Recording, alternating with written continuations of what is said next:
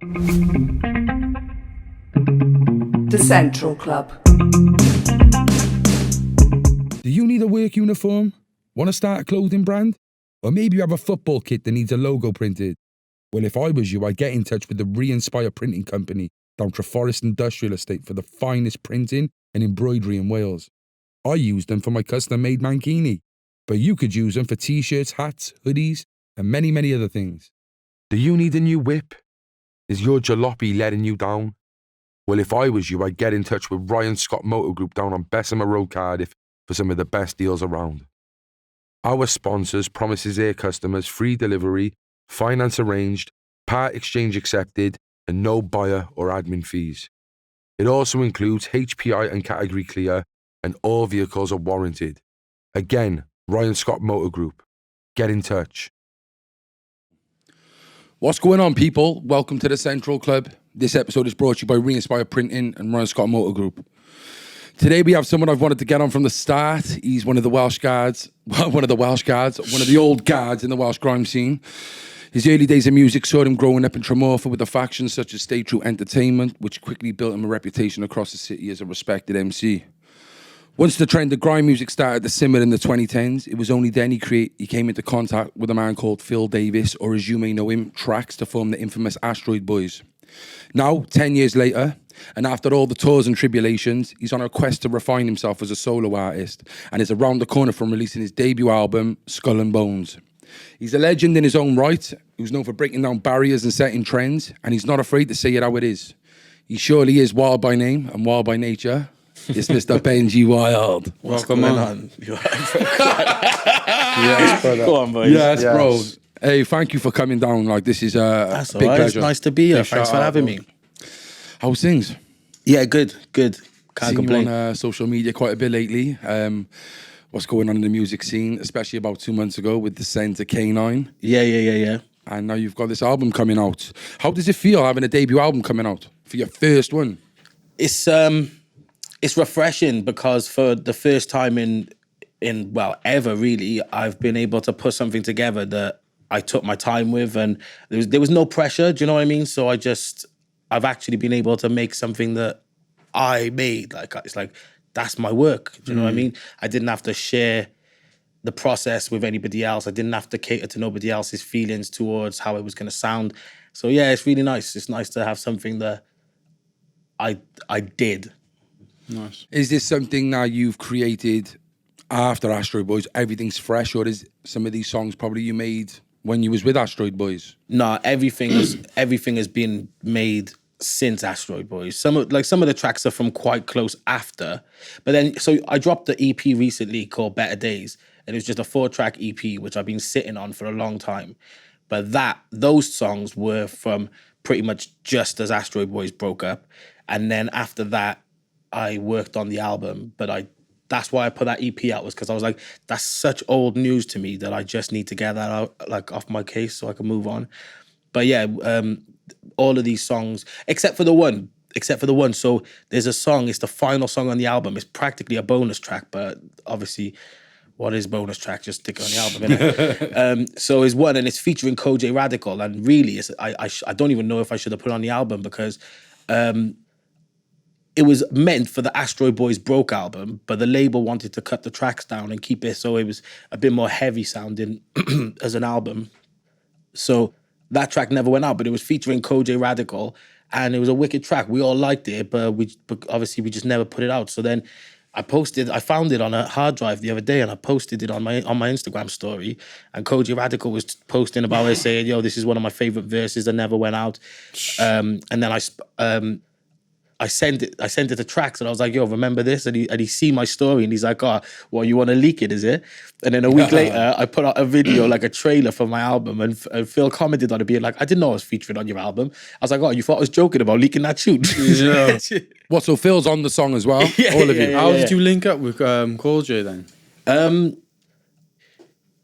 So we were doing from London, isn't it? Yeah, we were doing a lot of shows in London at the time, and I'm guessing Phil must have got chatting to him at an event or something, but we'd spoken to him at some point, and then we invited him to Cardiff and he just came. Yeah. Nice. Yeah, Like, obviously, If you got the song, get it out there, innit? Especially if you Yeah, got something exactly. And it's not a bad tune. It's produced by Dell. Trax is on it. Koji Radical's on it. I'm on it.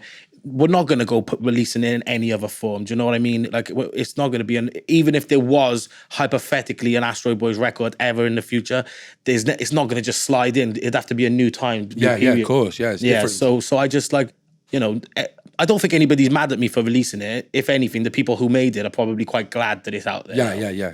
So what's Skull&Bones, the name of the album? Why? Because when I'm dead, all that's going to be left of me, or at a point before I had my daughter, I kind of realized that all that I was like leaving was a legacy in music. So when I die, all that's going to be left is me, my skull, my bones, and that album. Wow. Or a few other albums. But that, I put my heart and soul into it. Like, some songs, people are going to be like, oh, is he talking about himself? Like, there's one song called Whiskey, and it's all about like, it's basically about a guy that's tripping, and he's like he doesn't want the drugs and alcohol. He's having a mad night, but it's not a story for me. That's just a story for you. Yeah. Do you know what I'm saying? Yeah, so painting like pictures. Yeah, that's it. I'm painting pictures. Like that is my art. That album is my art, and there's a few songs on there which are deep, and there's a few songs on there which are fun, but I put a lot into the album. Yeah. How long have you been working on it for? 2 years maybe, really. Okay. But I was doing other things as well. But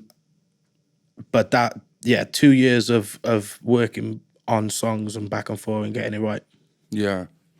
So I want to go back to the start for the people who don't know you. But the one question I'd like to ask to do with this album is, this is a solo album. You was a solo MC before Astroid Boys. Is any of the old Benji in the new stuff, or are you just refined as a total different person in this album? I don't even know what the old Benji is, bro. Like, I'm not saying that like, he's in the past. I don't even know, like, I don't know what it was that made me who I was then. I only know me in the now. So I'm sure there'll be moments where you'll listen to it and be like, wow, that's nostalgic of the old Benji. But I couldn't write a song that I thought was like the old Benji because I'm just not him. Yeah. Like, and I don't even like, I can't even really associate in a weird way. But what I do know is that I've always been very real with myself. Like, even in my darkest times in life, I've always been honest to myself.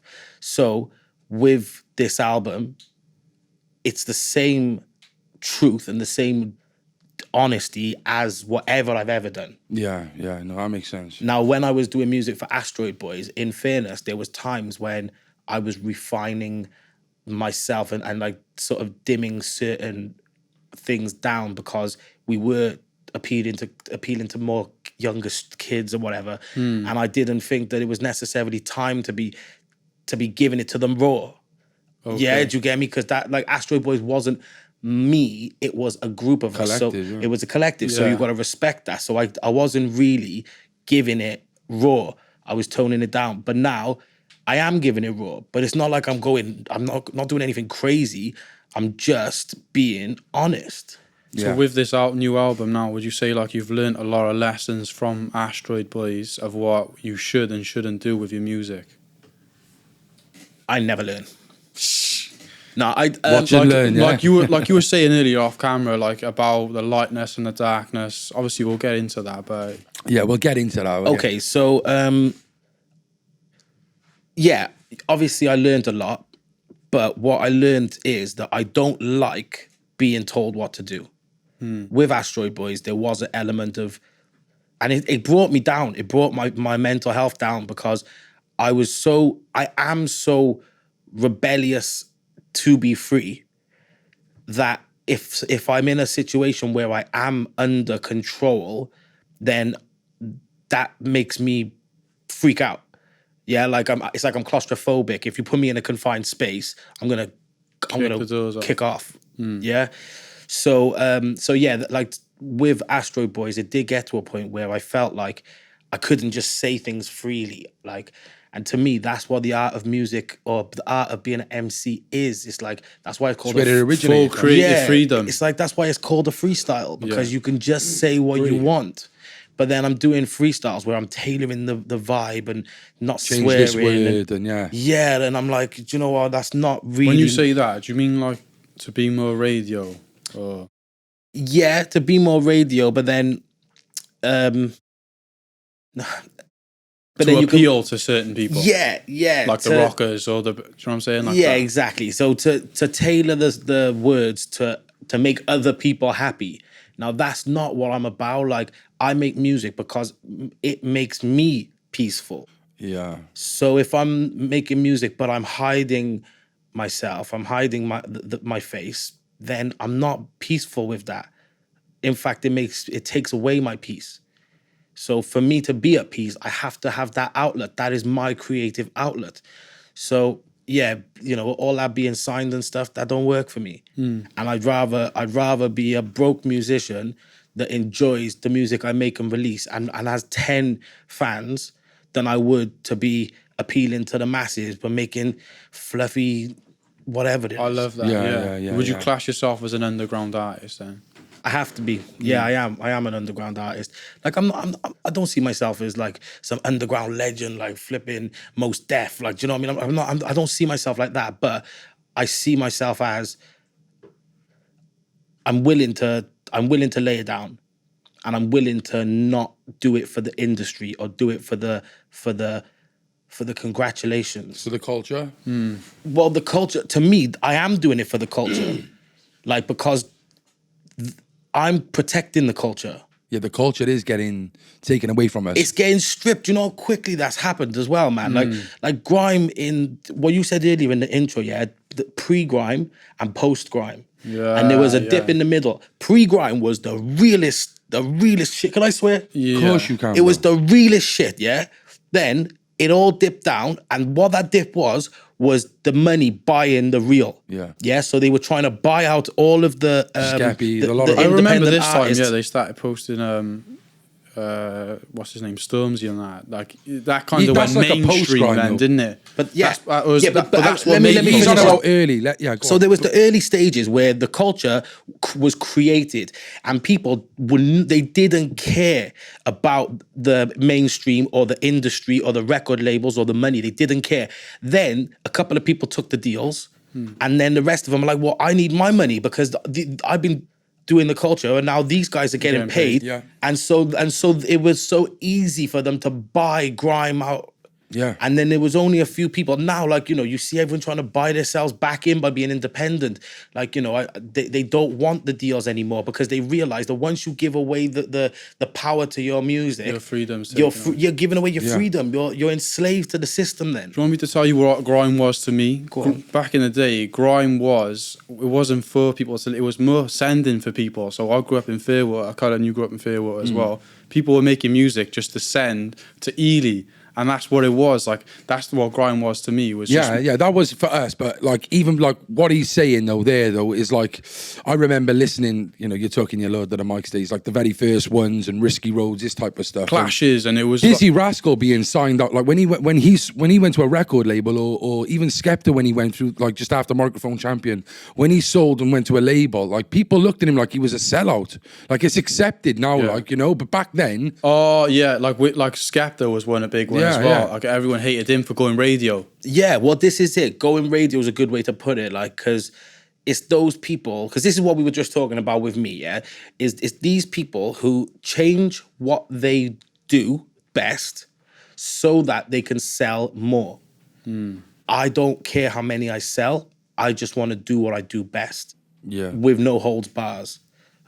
Is that how you say it? no holds barred. Didn't it? Yeah, whatever. Bars though, No yeah. holds Give me a barred. couple of bars. Don't hold on to my bars. But yeah, so like I'm not saying there's anything wrong with it, because for some people it works to water down their art because they don't really care so much. So they change their songs so that there's like hooky bits that people can sing along to, and they do that intentionally, and that because they want the money and they want the fame and they want the deals and they want the free trainers. Like some people want that. I've had that. don't get me wrong, at the time it was good fun. I had all of that stuff. I don't want it. I literally don't want it. I don't want anything from you. Like, I don't want free shoes. I don't want free t-shirts. Like, if not from like brands, do you know what I mean? I don't want a company to come and dress me to make me look how they want me to look, for me to then go and sing songs for the radio because they want me to sound like that. You're almost like a slave, really, bro. Yeah, exactly. That's exactly what it is. I was trying to dance around saying it like that. Let's lead up then. Let's lead up to how you got Kanye West signed. shit. How did you start your music as a young Benji?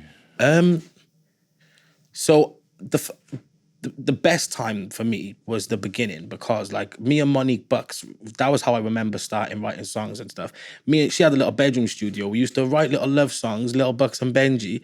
And then we'd literally fire up MSN and send it to all our MSN contacts. And if we got 5 messages back being like, oh, I love this song, we were so happy. And you know, honestly, that's how I move now. Like, when I make songs, I've got a couple of friends, a couple of confidants that I'll send them to. If they like it, I'm happy. What type of music was it then? So them times we were doing like R&B, hip hop, like, you know, like Ja Rule. Ja and Rule, Ashanti You Those said, vibes. you know, your early influences was like Elvis Presley and Yeah, man. Like I like music. Do you know what I mean? Like I like people that do what they do and do it well. And I'm a big fan of good performers.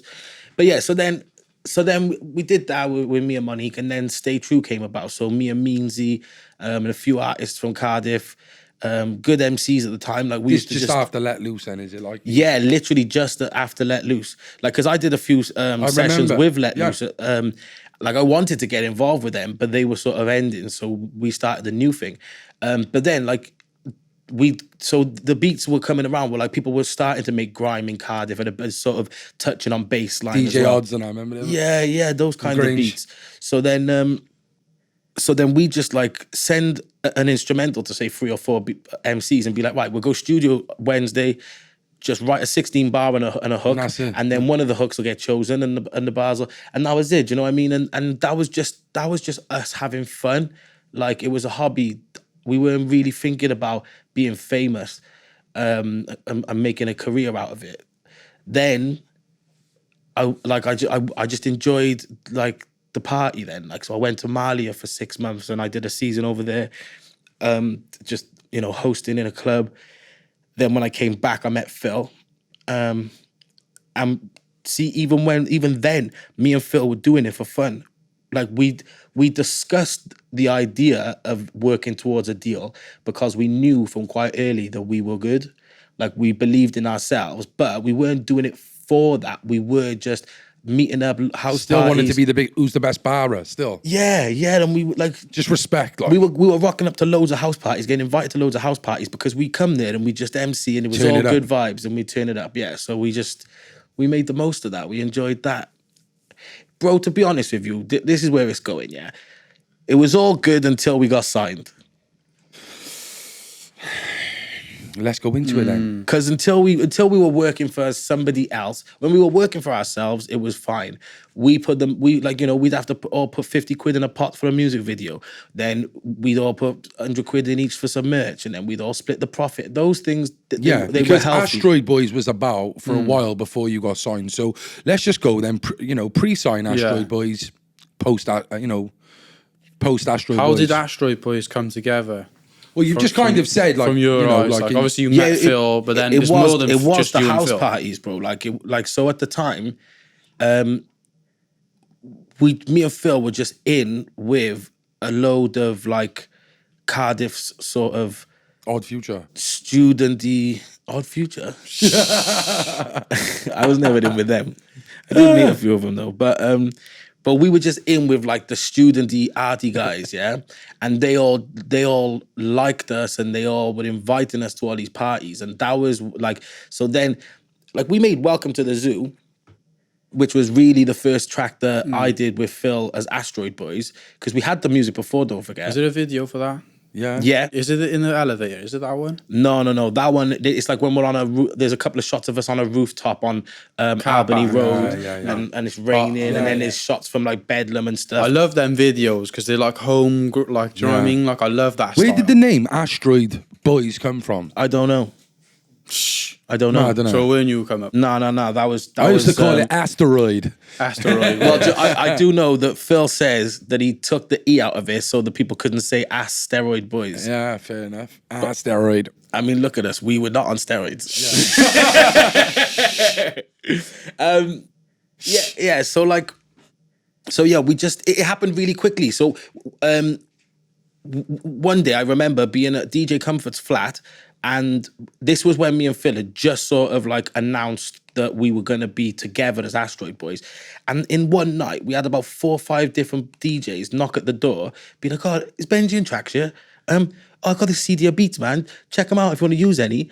And for the first time ever, I felt like there was a sound in Cardiff, but it was only, the sound was just us. Whatever me and Phil rapped on, that was the sound of Cardiff. Do you get me? That's a mad thing to say, but it's true, isn't it? Yeah. Like, because, like, you know, hip hop's American, grime is London and Birmingham's. Like, obviously, you know, we could unfold that all day long, but that's the truth to me. Yeah. Hip hop is America's, grime is London's. For a minute, Cardiff had a sound. Yeah. So you were running agree. with that. I then. agree. You Yeah. thought that inspired you to carry on going with that same sound, knowing that you're making something for Cardiff the same way they made that for Grime. Yeah. That makes sense. Everyone just chills together in Cardiff, though, didn't it? You had your rock, your dub, your D&B, Yeah. your grime. And I think that is what influenced you as well, We to be started honest. collabing the genres together. Do you know why I think that worked at that time is because we were going through what I can only describe as the iPod era.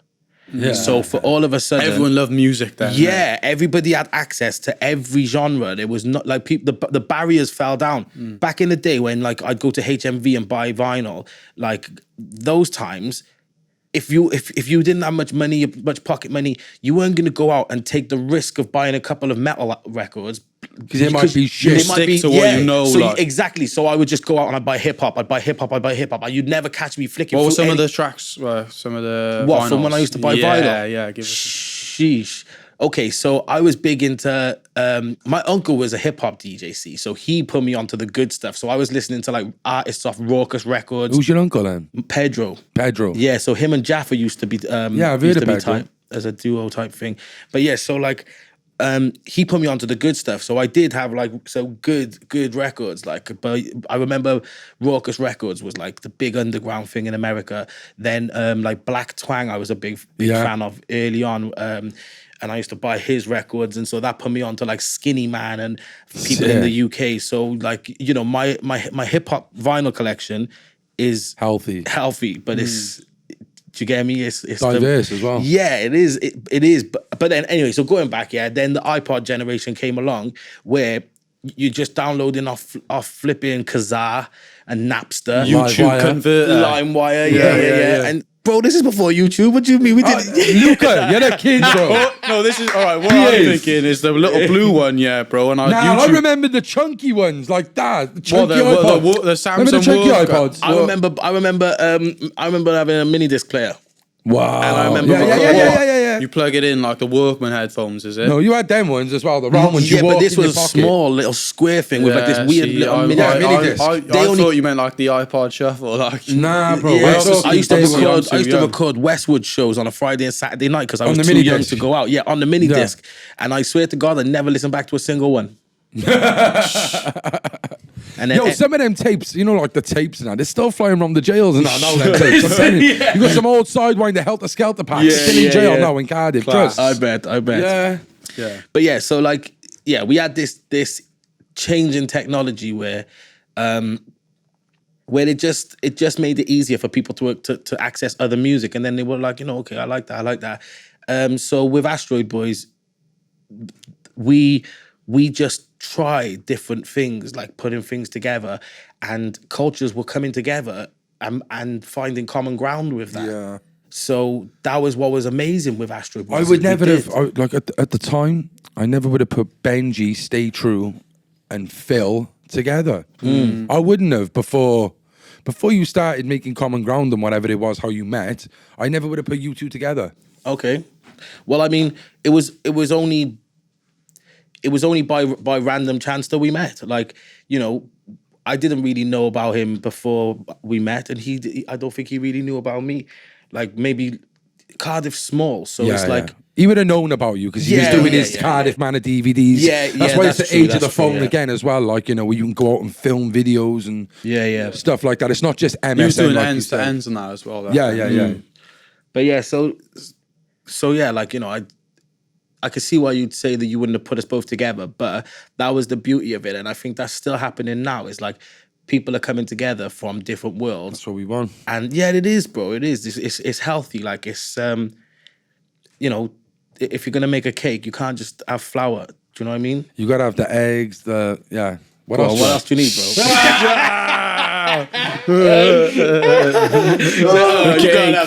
The icing, the birthday candles. But yeah, that's, you know what I mean. Like, it's good. It's good. I think that is what creation is. Creation is putting things together that nobody realizes works yet, and taking the risk, taking the chance of it not working. Yeah. Sometimes things don't work. No. Who made the first cake? I just want to know this now. Who thought of making a cake first of all? Like, do you know what I mean? Putting in eggs and flour and that together. The first cake ever made. Bro, what are you asking me that for? I thought he was going to go. You bring me on a podcast to ask me who invented cake. Yeah, but think about it. Do you know what I'm saying? Like how do people discover these things to make beautiful things? I reckon it probably started with breads and flatbreads, and then it became like, you know, dough, and then they added some sugar. I imagine it was a process over a long time, like sweet bread, sweet sugar dumplings. Like evolution, just a long time over. That's how it all is. That's how it all is. Yeah. Okay. Yes, okay. So you and Phil have met, yeah? You start, you know, you've just announced that you're creating this group, Astroid Boys. Mm-hmm. You've got DJs dropping you CDs over. What was the next move from there then? Well, obviously then we started playing shows, and that's where it came to life, really, because the two of us were proper little nutters. Do you know what I mean? Like, when we were like 19, 20, like we were well up for it. So we got booked for some shows in Cardiff. So one of the good ones that really helped us was we got put on Bedlam, which is in like do you know what I mean? Student union, and we were getting like decent little slots on main stage. That was really helpful for us. How did you get your bookings? Like, what were you doing to get people to notice you?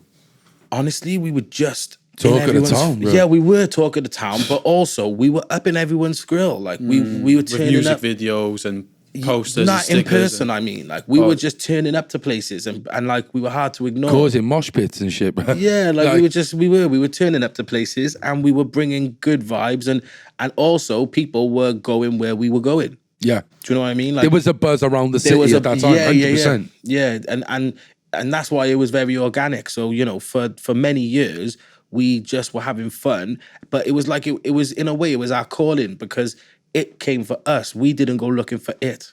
Do you get me?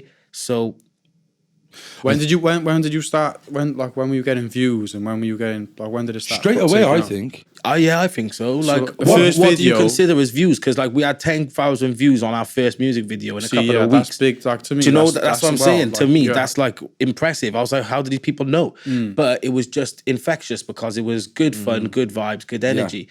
But yeah, it just caught on. It did catch on. Name some of the projects that you've done before you got signed, which you're very proud of and which done well. Well, so we did so there was Astroid Boys we did a mixtape called Waka Flocka Is My Uncle. We did a mixtape called Was Bacon Dream then when you got signed? That was early on, wasn't it, Bacon Dream? Yeah, so we did another one. I can't think what it's called now. But then we did Bacon Dream and CF10. And sorry, I'm still trying to think what it was. Yeah, CF10. CF10, the first one. It was the one. It was the one. We it? released it on CD, and it had like Broke? me, Phil, me, Phil, and Comfort. Space Jam. Yeah. So that was a little EP, yeah. So Waka Flocka Was My Uncle, Space Jam EP. Yeah. Then we did Bacon Dream was 2013. Dream. Yeah, Bacon Dream, then CF10. That's on record though. That was signed, was it Bacon Dream? Yeah, so when we signed with Sony, we stupidly gave them the rights to both of those EPs too. So what was the contrast of difference if you look at the, like, you know, what was the difference when you were signing? What were some of the freedoms getting taken away from you, would you say? Bro, do you know what? See, this is what, let me sit back. Come on, get comfy. So we on about now he's being signed. Okay, yeah, so let's just get into this bit, yeah. So what happened was, we got to a place with Astroid Boys where we basically burned ourselves at both ends, yeah? We were very quickly running out of money, patience, and sanity. Like I say to you, it came for us, we didn't come for it, and it had taken us a little bit far. And we got to this point where record labels could see we were making money for ourselves, and they were all circling. The buzzards were circling, yeah? And then when the time came that they offered us a deal, it was either we take the money or we just end everything. Do you get me? Because you were burnt out at this. We were tired, and we were running out of ideas. Not running out of ideas, but we were just running out of. You're only going to make love. certain projects without the money, and we need the funding. Exactly. Really. Like, because for me and Phil at the time, we were working so hard, going places and being in people's faces, trying to get things done, that we didn't have jobs.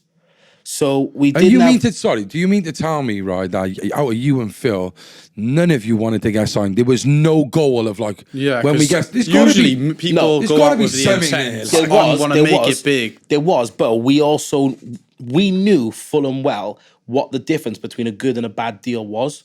We believed that if we just kept ourselves to ourselves, made enough money, because ultimately labels will only sign you when they can see that you're making money for yourself, so that they can take a cut of what already exists. Yeah, if you haven't got no money coming in, you ain't getting signed. So we were at a point where we were like, we could sign to a lot of labels, but we want to get the right one. We want to get the one that'll give us the big money and the big opportunities. But instead, what we did was we signed a deal out of desperation instead of because we got to the level we wanted to be. We were sick of having no jobs and just bumming around. And, you know, I was sofa surfing at points. Do you know what I mean? Like, I didn't have a base because I couldn't be at my mum's because that wasn't working out. So I just was staying anywhere I could. So we just got fed up of it, and we had this deal on the table, but we knew, like, deep down, we knew that it wasn't the right one. We didn't want to give away Bacon Dream and CF10, but they convinced us that they would help to sell it more. And, you know, nothing from 0% of nothing is nothing. 0% of, if they can get 20,000 sales on each one, that's do you know what I mean? Like, sorry, 5% of nothing. It wasn't 5%. I'm not going to go into the numbers of it, but you get what I'm saying. 5% of absolutely nothing is nothing. 5% of something is 5% of something. But we were too desperate to take that deal at that time. I know. Obviously, like as well. Like, I know we won't go into details and stuff, but obviously, you was going through a problem as well before getting signed. With when you went away. So do you think that, like, because obviously this is a collective agreement, so it might not just be your decision, but do you think part of the decision probably was we need to be, you know, stable if we want to carry on? You've just come out of where you've been. So I got in trouble. I went away for a year and a half. Those boys basically were carrying it on without me. Do you know what I mean? So then when I came back, we didn't want it to be the same as it was. We needed something new. We wanted the pressure taken off us a bit. So we thought, right, let's sign with a label and hopefully they'll take the pressure, but that's not how it works. Anyway, the problem with the label was, firstly, they were into witchcraft. But anyway, second... Firstly. Whoa, what do you mean? Just firstly and then jump off? Listen, so... What do you mean, bro? This is the thing. A lot of people... with a music industry, everyone has their opinions, but nobody knows it as well as you do. So shed some light on it, bro. Right, listen, you know, Phil... Thank you, Luca. You know, Trax made that record, Spiritual War, yeah? Well, I think he realized it probably earlier than I did, but there was a spiritual war going on. And when we signed with Sony, I won't say no names, but there was a person that we were involved with who was representing Astroid Boys then, who was associated with Sony. And that person admitted to me that they didn't admit, they were just telling us and sort of playing off that they used to go to these like quirky like occult practices and things in like dungeons Satanic and rituals. So well, it wasn't. No. Please don't put words into my mouth because that's not what I said. That's I don't know nothing about no satanic. She's trying to say rituals. It's a networking event that was weird. Yo, these men just jump. Do you want me to explain it? Yeah, let go on. Sorry. There was a person that was involved with the record deal that we was in. Sony. Well, Sony was the umbrella, and then there's other labels in Sony. So there's this person who's associated, and they told us that it was no secret, but they would go into these like sort of like spooky dungeons in London where like people would talk about the occult, and and I'm thinking to myself, hang on a minute, that sounds awfully like occultish, yeah. So I genuinely, like, you know, people are going to hear that. They're either going to think he's lost his marbles, or they're going to think, I understand. The people that understand are the people who have either been through it or they can see it for what it is. To me, having people around you that are focusing their energy on dark arts is not going to bring no light to what you're doing. Dark, yeah, do you know what I mean? So I'm not saying that these people, like you said, were anything to do with the Illuminati or Satanism. I never said the Illuminati. No, but do you know what I mean? Like, I just want to take away the misconceptions. I'm not saying that I think these people were involved in anything like that. I'm just saying these people actually were investing their energy into things that I would consider to be darkness. Yeah. We were in darkness. And then when we were doing the Broke album, I felt like they were trying to channel it to make it more like a rock, like darker sort of thing. Promote violence, drugs, that sort of thing? No, not that. Just the atmosphere. They wanted it to be more dark. Okay. When you say that, do you mean so for like actual performance or actual music? Because obviously rock music as well does have its dark side. And I can explain it to you like this. Every single piece of artwork for the Astroid Boys record was bright colors and silly ideas. Yeah. Then we got signed, and Broke album cover is a big black and white picture of all of us standing around in a circle. There's smashed glass. It looks like Very a cult picture. occultish. It's just dark. Yeah. Now, we didn't realize we were doing it at the time. We were coming up with good ideas and we were doing this, but that I'm actually looking at your earlier ones and how... Bro, do you see what I'm saying? We'll put them up, but like... People are going to think I'm mad. Sorry to interrupt you. People are going to think I'm bonkers for saying it like that, but that is exactly how I see it. We were all about the light, the bubbly fun. When we got signed, something dark was around us. I was going to say that, bro. And that's why I'm saying that, like, I believe in Jesus. I also believe in the other side of it. Where there has to be light, there has to be dark. So I didn't like, and I think Phil realized this as well, hence his spiritual war that he's gone through in his personal life. And, I can say that because I'm not talking his business. I'm telling you because he put it in a song. But we felt like there was dark forces around us that were not allowing us to be light. And that's when it was done. So interesting. That's crazy. Do you get me? Yeah. And that's not a conspiracy theory. So what do you think? That's what I lived. What do you think about Travis Scott concert that just happened then, bro? Okay, so with that, I do think that it was a very unfortunate setup. Like I saw let me start again. I saw an explanation about how they changed the layout of the crowd from previous years so that Apple Music could get a camera crew to film down the middle of the crowd. So what it did was it made the crowd split into two halves.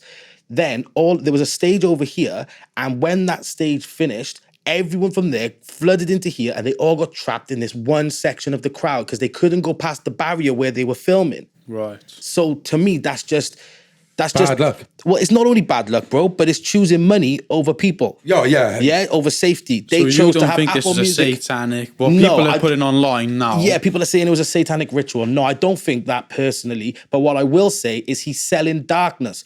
I saw people describing that they felt like they were in hell. Yeah. They were in hell on earth. They were all squashed. They were hearing people scream, and then they're looking at the stage layout, and it's all fire, and it looks like hell. It looks like darkness. Now that artist has a choice.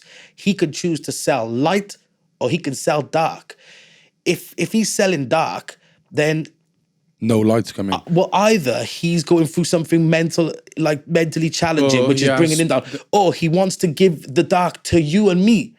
Do you get me? So this is what I'm saying. He had a choice to stop it as well. But does he have, like what you were saying, dark forces that are oppressing him? Of course he does. I'm sure he does. Exactly what you had with Astroid. But this is the thing, people have been saying this kind of stuff about the music industry for a very long time. People are going to be sat here now thinking, Astroid Boys, Astro World.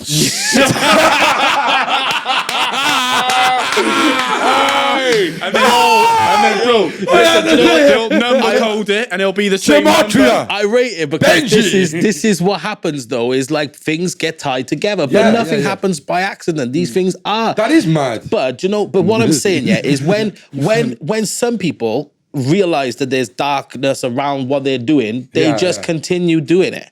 With us, we got out of it. You got out of it. Yeah, So there's a conscious decision there. Early. Well, what was like the freakiest thing that thought, fuck, that's freaky, that? When this person who assigned us tells me that they're in basements in London, in dungeons, talking about the occult. Like, to me, that is practicing When the she dark showed up, arts. Did your heart just go, boom, that's wrong? The freakiest Yeah, part is bro. when he showed up in a fucking robe to a live show. Yo, see, Burning candles. yeah. When they asked me if I wanted to come to the club tonight, and I was like, "Is there whiskey?" Okay. The And they're like, dungeons, yeah, so like the locations. there's also red wine in skulls. That's Oh God, it's so interesting. Honestly, bro. I love didn't it. think we was going to be going down this road. No, but do you know what? I don't think I've ever really talked about it like this. And it's not an accident that we have gone down this road. No. And do you know what? It's liberating for me because I've thought about these things for years now. So when with my album I'm putting out now, like I've gone back to the bright colors and the city and stuff. Yeah, that's where I'm at with it. I'm not playing the I game, don't know, man. I'm going to ruin your album name now, ain't I? Skull&Bones. The society, man. Yeah, the Skull&Bones But Society. you explained earlier what that was about, really. Yeah, the Skull yeah, and yeah. Bones situation. Yeah, it But is. it's mad though, isn't it, bro? Yeah, it is. But Fucking mad. I don't know. Maybe I spend too much time No, you thinking don't. about these No, things. But you I don't. just I like to think that if I can be aware of these things, then I can protect myself from dark forces. Listen. Because I do believe. If you've looked back at a time in your life which was meant to be great and an achievement, and all you can think of is dark spirits and bad energy, Yeah. you're not daft. And this is you know. confirming Exactly. what a lot of people believe about the music industry. Yeah, right. And so I think in some people's minds, they hear like what I heard, like, oh yeah, we're going to this. Oh, it's only like a silly thing where we talk about like, the old witchcraft and all. To some people, they're like, oh, okay, that sounds like a quirky London thing to do. To me, I'm like, that is batty. She asking you? Yeah. She's asking you to go, is she? No.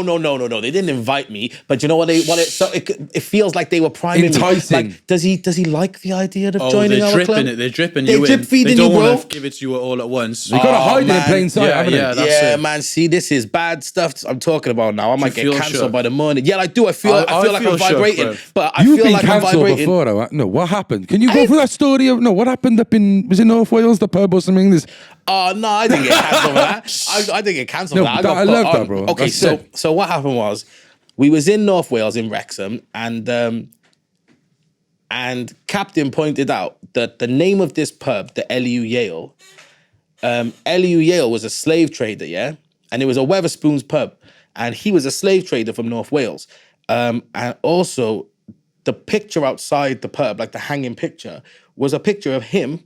And if you look closely, because it was quite a high sign, it was higher than your average pub sign. If you look closely, you can see on his side a little black slave with a metal choke Fuck around his off. neck. Yeah, man.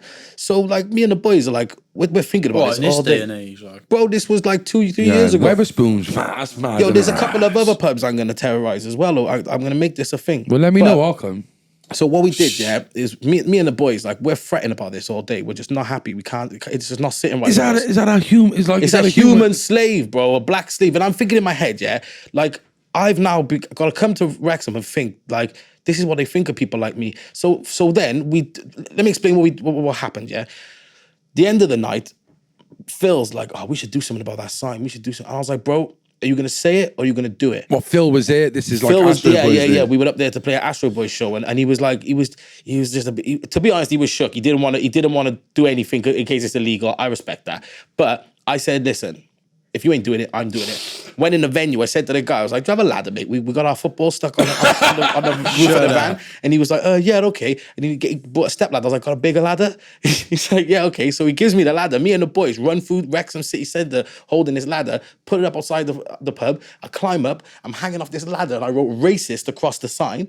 And the next, like, we just run back to the van, jumped in, we were gone back to Cardiff. And the next morning, it's in all of Wrexham's newspapers. Weatherspoons put out an official thing saying that they're gonna remove the sign and put a new one up. They even said that they were considering changing the name of the pub. They considered changing the name of the pub, but they said we didn't feel that was necessary.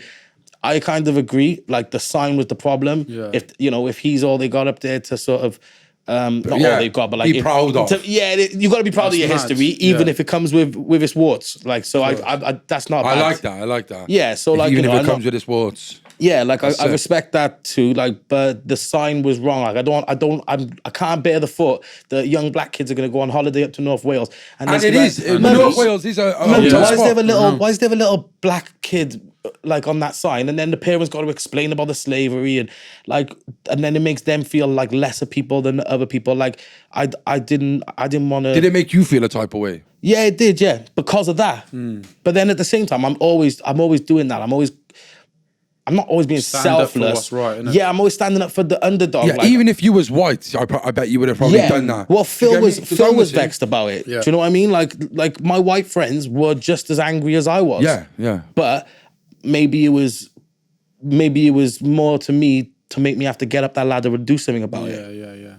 Wow. So did like you come out online and be like, I am the man who did you get repercussions from it? No, because I didn't say anything at They first. went like a photo of you on Wales Online, like leant back like that, saying I'm the man. I read all the articles. They never mentioned any names. They knew who'd done it. The newspapers knew who'd done it, but they didn't grass me up. And you went back there, didn't you, recently? Yeah, I go there all the time now. I love being up there. There's good people up there, do you know what I mean? And even the people of Wrexham are proud of what I've done. Yeah, they know it was you. They knew it was due. Yeah. They knew it was due. It had to go.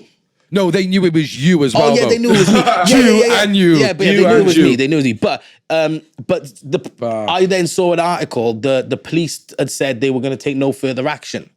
So then I was like, it was me. Yeah. I ain't getting locked up over there. But if the police are settled with it, we got the sign changed. I will take credit for that because it was one of the most proudest moments of my life. It's all over the papers, and I know. Yeah, I changed history in this country. Literally. Yeah, I did. Nice. So all right then. So basically, let's like go to let's fast forward a bit. We've taken Phil's take on. Was it Reading Festival? Was the other one? Yeah, Reading. Like you had some shows which you performed at. Like, yeah, I believe. Can you give us some experiences on some of the best shows you've done and some of the most proud moments in Astroid Boys? We did play some wicked shows. Like we did get out some wicked festivals. I enjoyed all of it, bro. Like I really did. I really enjoyed just the whole experience of it. You asked me like for specific shows, like the Reading and Leeds things, they were wicked because these are things that you grow up looking up to. Like you know when you're a kid, you hear about Reading and Leeds. Like my aunties and uncles are talking about my favorite artist is playing Reading and Leeds. I wish I could go to Reading and Leeds, but I can't afford to go to things like that. And then all of a sudden you're the one on stage there. And you don't even seem bothered by it at all. Like this is like what's it? This is a massive achievement. No, but it is. But what's it? Massive. No, but there's people out there struggling, musicians who can't even get a break. Can't get one. Like. That is big, what you done, Benj. Yeah, it is big, and like I enjoyed it, but that happened. I'm here now. It's cool. Just checking the time. Yeah. So basically, you're just saying it was all good. It was all sick. It was sick. So what was the breaking point then? Well, like I said, there was a darkness that just sort of descended on us, and we didn't know how to describe it. We didn't really talk about it too much at the time, but something changed. I was in a bad way. Like the boys were starting to get frustrated with me. I was drinking a lot, going missing. Like we went to Italy, and in the morning the boys are like calling me to go, and I've just like 20 minutes ago got back from the festival where I've been drinking with all the locals. And I was like, leave me alone, just go without me. Like I didn't even remember saying this in the morning. And the boys were like, well, what can we do? So they left me. Like I'm stuck in Italy. Do you know what I mean? Like, and I'm doing these things regularly. So I think the boys were getting sick of me, and I respect that. Like that's understandable because I was acting out. But I was. What did you think you was acting out for? I got carried away, bro. Phil used to describe me like this, right? And I used to laugh because I hated that it was true. He was like, if you wind Benji up and face him in one direction, he will go. But if something knocks me, takes my attention slightly, then I'm going over there. Yeah, do you get me? So I wasn't focused on the task. Yeah. I was focused on the task of having Living fun in the and moment. yeah. Do you get me? So if I'm honest, I think that is like that was my downfall, was that I just couldn't stay focused. But I got ADD. Yeah, so I can't concentrate on nothing for longer than a minute. Like, you should see me in the house, boys. 1 minute I'm trying to make a beat. Next minute I'm fucking washing the dishes. Next minute I'm trying to fucking making an omelette. Do you know what I mean? Like I can't keep still, which is surprising considering how fat I am. But this is the way my mind operates. Like I struggle to focus. My attention is all over the shop. But then the boys are getting frustrated with me, and they're like having to sit me down and tell me not to do this. That's what Phil said. Phil basically said that it was like babysitting you at some times. Yeah, 100%. I can completely understand that. And he knows that I know that in hindsight, do you know what I mean? Which is why we're still friends. Like, they all know that I realize it, but it doesn't mean that it didn't happen and didn't make everybody feel like crap at the time. But I am sorry for that. Maybe I should say that. Like, I'm sorry for the way that I acted, but I didn't know no better. Do you get me? Like, I was caught up in a moment where, you know, clearly if you're somebody that's struggling with alcohol and you're turning up to you got 2 back-to-back 30-day tours around Europe and the UK for the thousands of people every night, that's 60 days where I turn up to a venue and the promoter would be like, Benji, it's great to meet you, man. Here's a bottle of Jack Daniels and 10 cans. Go crazy, mate. Every single day. Like, it's nobody's fault except my own, because I should have had the willpower to say, I'm not drinking today. You weren't disciplined. Did you have any... No discipline, but this is because this is because I've been Benji Wild and out from day dot, and I've never been disciplined. Comes from, then? Yes, bro, because I don't know discipline so well. I'm learning it now, now that I'm a father, and now that I've made mistakes and I paid the cost for them. Yeah, like, I'm learning it now. But at the time, I had no discipline. I had nobody to tell me what to do, and nobody could tell me what to do. What was the lowest point during Astroid, boys? And was there any times where you missed, like, shows? Just moments where you were just out of it? The lowest point for me was when there was a couple of weeks in a row where I played bad shows because I was drunk. And the boys are trying to talk to me about it, but I'm so embarrassed that I can't listen. Do you get me? Like, and so then I'm sort of rebelling against the good advice from my friends, thinking that they're trying to stop me enjoying myself and coming up with all the excuses in the world. And I just couldn't stop, like, because it was a cycle then. Like, now I want to get drunk because I'm being told off and I'm depressed. And I just suffered. Like, I genuinely suffered for that. I didn't know how to stop. So in a way, by the boys wanting to end Astroid Boys and Phil wanting to stop where it was going because it wasn't going in the right place, that saved me, because if I was becoming a dad when Astroid Boys ended, like, I had a baby on the way. It's all meant to be. It was all meant to be, bro. I couldn't have been a stable father in any way, shape, or form if I'd have continued being on the road. And I thought that was what I should do. Like, be a touring dad and then bring the baby on tour. It's like, bro, don't be stupid. Your kid needs stability and routine. Like, you... Sounds like you had a young mentality and you weren't ready to grow up. I'm never going to, I don't think, bro. No. But I can take responsibility. I can control it. I can be responsible, but I don't think I'll ever grow up. Partly because I don't want to. Like, I don't want to. Nobody wants to, really. No, but like, I don't want to have society's construct be my main focus of every waking day. Every waking moment of every day. Do you get me? Okay, like, society tells you have to work and pay your taxes, and you have to pay your charitable donation. Like, I don't want to live like that. I want to be a good person, and I want to love the people around me, and I want to help everybody live a great life, but I don't want to be told how to do it by somebody else's system. I have a system, and my system works. So just leave me to do that, like. Yeah, you do you. Yeah, I bro. rate Do you that get a me? lot, bro, and Yeah, I like live by I the ain't, I same. ain't coming to your dungeon club, and I ain't coming to pay your taxes either. Do you think Well- Astroid Boys will ever make a comeback or a reunion? My heart says yes. My head says no. Like I can't be the one to decide that because That means it's never going to happen normally, though, doesn't it? You know when your head says no, but your heart says yeah, in a way, that's kind of how I feel. Like in a way, I just think that it was a point in time. It was great fun, and it's done. Like if we were to do something again, would we be doing it for us or for them? By them, I mean the fans that want us to come back And so would that you they come- can relive their childhood. Yeah, and would you come back as that, like, you know, because by then it'd probably be cheesy as fuck, or are you going to revolve? If- you know, if- it's if- all the questions that come with it. Yeah, if we were gonna do something again, really, I think me and Track should just become an R&B band. No, seriously, just do just chilled music. Be the new the Welsh Children of Zeus. What do you think of Track's new music now, XR Live? I think it's good because it's what he's always wanted to do. There's a couple of the tunes I like. I haven't seen anything that's blown my mind yet, but it's good. I'm happy for him. Nice.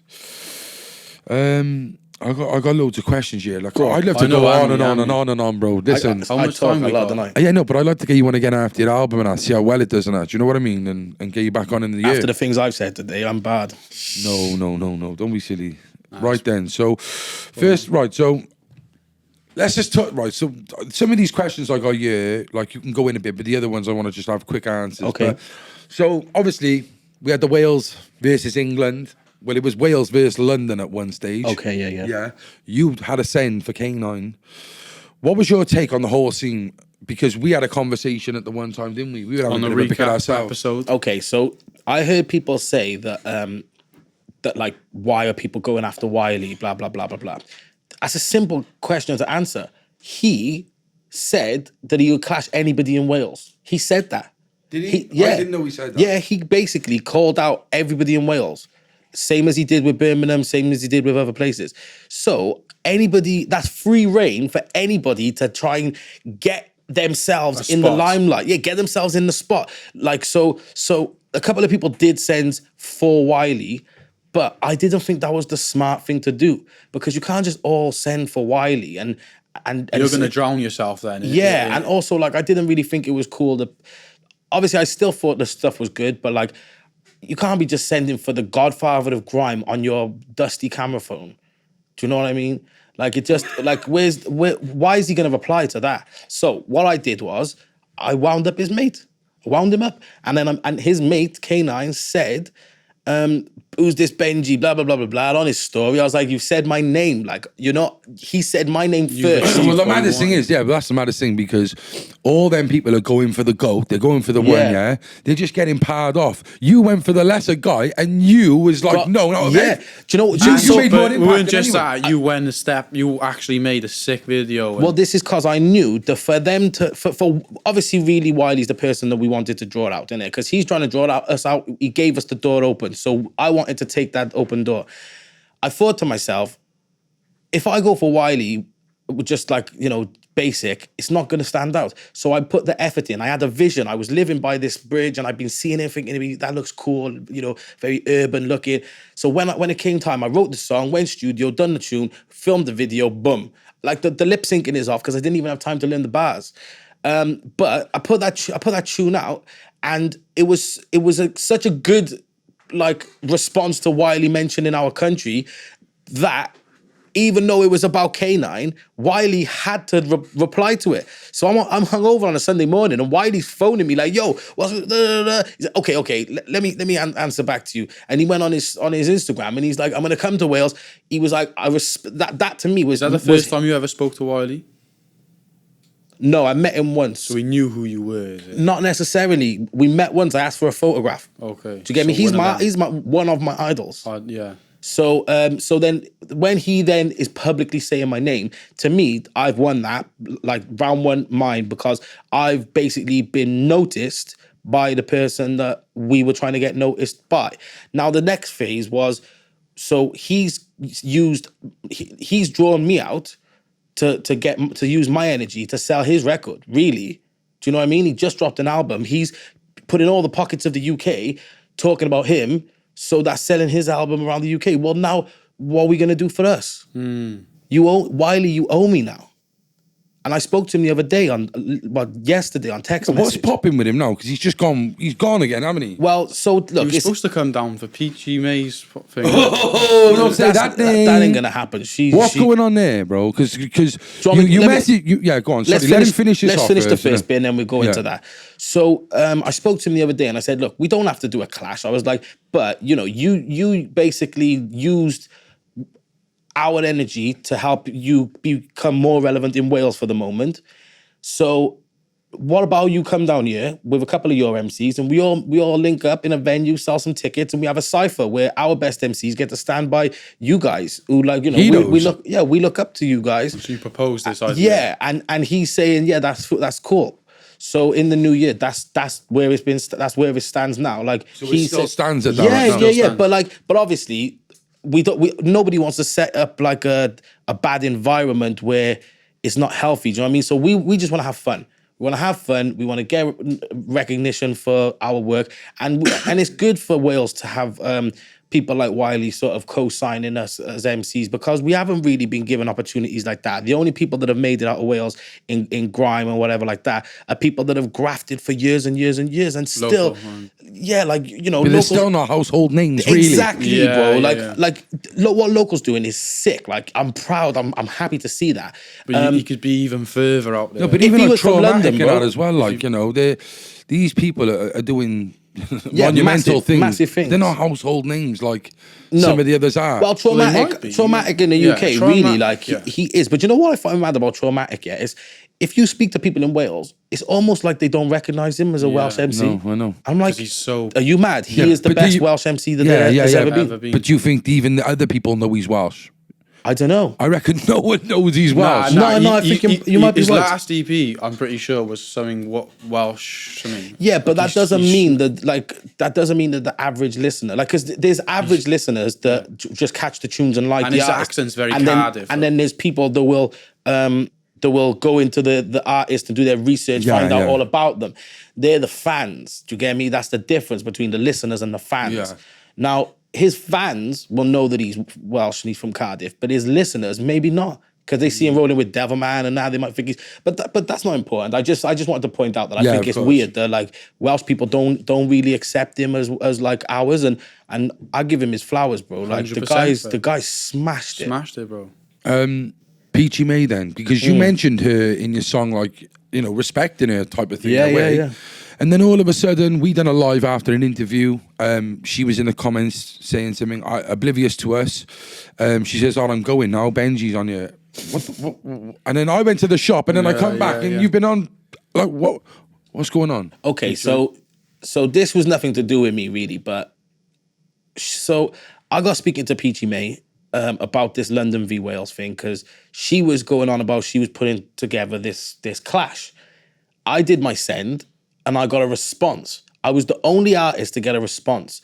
Then I'm saying to her, look, if we're gonna do it, no disrespect to you, but like, I'll run an event. Like, I don't really need you to micromanage. That's your expertise. There. Yeah, like, I don't know you, and I wasn't being rude to her. I was just saying to her, you're welcome to come and promote it and be a part of the whole thing, but it's not yours. I was the one that got the response. You didn't send no bars. You're not an MC, so why are you going to run events for MCs? So what's her whole take on it then? What does she think she done? Beats me, bro. Beats really? me. But do you know what? Do you know why? Do you know? No. I think this, because she managed to get because she basically for a moment of she had a moment where she was talking to Wiley and his sister, and they knew her as the person to talk to in Wales, because they didn't know anybody else. The moment I done my send, they're talking to me. And I said to them, I said to Janaea and Wiley, I said, no, I don't know this girl. Like, so I don't really feel comfortable if we're going to put on an event. Listen, I all due respect to her for like whatever she's doing, but if we're talking about something we've had in this country for a long, long time, you're more of a key bearer than she is. Yeah, I'd rather you fly the flag. Yeah, than like the- I just the felt way she was like, naming people like the Clash. she's Come not to me, even on- And- come and to me then- if you want to know. I'm like, but and then do you know what else quite she was doing? disrespectful. Is she was putting forth her list of people that she thought would be the ones to represent Very Wales in a unbiased. clash. And I was like, the people that she's naming, they're not good enough to clash these people. Yeah. They're just not. So I had an issue with that. That was one thing. Then, because she got like a moment of I did say I was not going to slag nobody off, but to be honest, she deserves this because she's rude to me. So she then thought, because she had a moment of fame and clout, she thought she had some weight on her. She went and she had a rant on her Facebook feed saying that the thing with Jessie Nelson from Little Mix, yeah, saying that she's not blackfishing, guys. Why are you deep in it? Now, the best way I can say it is I don't think that she's a racist, but what she said was offensive to black people. yeah. So how do you want to take that? Like, do you know what I mean? Like, you take that for, like, the listeners can make of that as they will. I don't think she's a racist person, but what she said was offensive to black people. She's a white lady. She can't be telling black people what to be and what not to be offended by. So anyway, What, did she argue back to people? well, so she did when this you said rant, that. and then this rant got picked up by a very big Instagram blog. UK gossip. UK gossip, yeah. Game over. Yeah, so she went viral, bro. Like so that was nothing to do with me. She went viral. Nothing to do with Wiley. And then Wiley and his sort of team, they're saying clocked we on. can't work with her now. Well, Wiley was cancelled anyway before, like, so, like, cancelled it, and now you got your buddy who's being cancelled. It's not.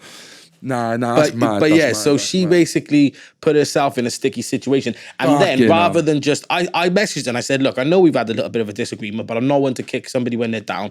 If you want my advice, just go quiet. Like, Yeah. stop arguing Start back in again. the comments. But instead, she posted a video of some black guy saying, "Oh man, don't pick on Peachy May. She's not racist. She's my friend." Oh, so That's you're not probably- racist? You got a black friend? That's Okay. the worst. Yeah, that's the worst thing you can Right, do. and I I'm just not felt- racist. I got a. I do you know what I just mean? felt some kind of way about that, bro. Like I felt like why didn't you just shut up? Yeah, like Let's leave it there. yeah, Let's leave it but there. now that she is where she is, I am where I am. But there's she can't work with certain people anymore, mainly black people, because they don't want to work with her. No, I wish her all the best. There's no Yeah, animosity. same. But those are the facts. That's what happened. Right, we ain't got much time, so I want to fly through these, but try and be as quick as you can with them. Yeah. Okay. What is Wales missing in the music scene? It's missing people that are not doing it for other people. It's missing people doing it for themselves. Okay, who's next to blow in Wales? I can't call it. Who didn't get to blow? Meaning, who growing up did you think was like definitely gonna make it in music and haven't?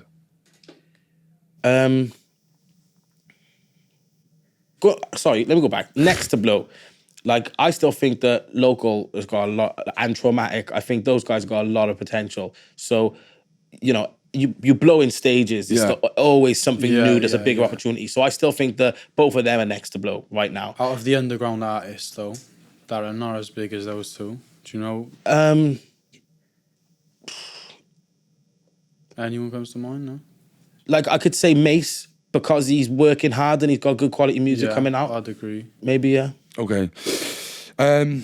Mount Rushmore. Sorry, Lem Freck. Lem Lem Freck. Freck, yeah. Yeah. Newport. It's Yeah, what, yeah, it's what we yeah. were talking about earlier when your mind goes blank. Like, Yeah. He's good. He's Shout really out Lem good. Freck.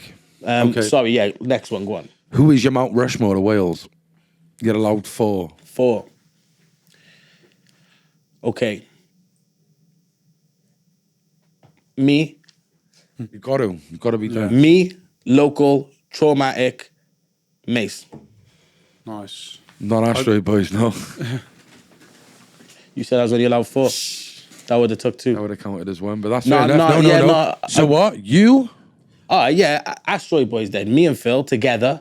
Yeah. did set up, and the Yeah, other no, producers and I that. mean that as well. I'm not Okay, just saying that okay, because it's okay. my thing Go to on, say. go on. Producers, bro. No, wait there. No. Let him do what he's saying. Yeah. No. If producers are always in the background, so I can't imagine them being on a Mount Rushmore. Yeah, but yeah, yeah. no. I mean that. I'm not just saying. It's But just even what I think to Dell's say. in there for Astroid Boys. Yeah. He's one of the Yeah, best. yeah. I would say that. So Astroid Boys, Local, Traumatic, and Mace. Happy days. I'll go on. What's your dream collaboration, bro? What, anyone in the world ever? Anyone in the world. Busta Rhymes. Nice. Greatest grime MC. The greatest grime MC. Wiley's my favourite. He always has been. Like, Tunnel Vision days and that. yeah, bro. I remember having a job when I was young, and I was in this dusty little workshop, like relining the brake shoes on HGV lorries, right? And I just had me on my own in this workshop, and I just had this CD player, and I just listened to Tunnel Vision all through, like just every word. I used to swap the CDs and all day long, bro. That Nice. Right, I got Would You Rathers here. Ready? Grime or rap?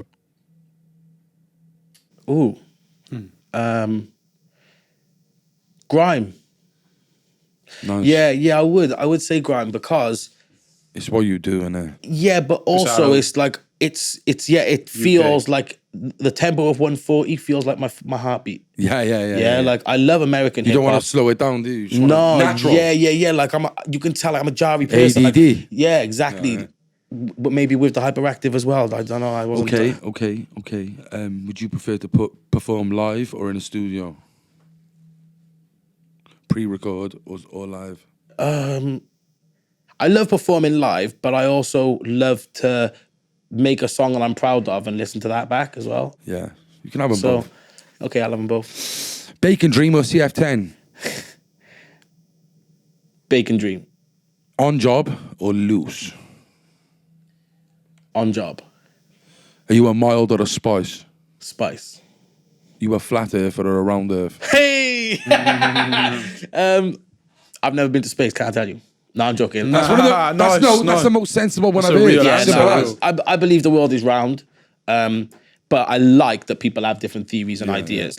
And until I'm not Till they prove them wrong. Yeah, I'm not doing enough research on my own to be able to be like, but there's no way it could be flat. I just don't know. I ain't never been that high. Yeah. If you could explore one of these, deep sea or deep space? Deep space, because then we'd know the answer. I've always been a big fan of space. I went to NASA when I was a kid. My That's grandparents sick. took me, in the States. Like I seen a rocket launch, all that. So yeah, I've always been a big fan of the skies. And if you could have two superpowers, one for yourself and one for humanity, what would they be? Okay, the one for humanity would be the ability to cancel negative thought. Wow, that's amazing. Wonder what would happen then? Technology, people, like... Well, it just, I don't know if it would work or not, but I just think that if you have the ability to stop yourself having negative thoughts, then you can have a moment of clarity when you need it the most. Yeah. And for me, it'd be to fly. Sick. I'll wave down on all you bitches. Before I ask you a message, can you quickly spit us a 16 from your album? From the album? For the people out there, be the first one to spray a 16 on the show. Yeah, all right. Down our camera. Can I get my phone out? Because I forgot the start. Get your phone out. Get your phones out. Hello, my name is Andrew Biggie. You love that tune, bro. I won't spit that. This is Benji's time, bro. Just hit him.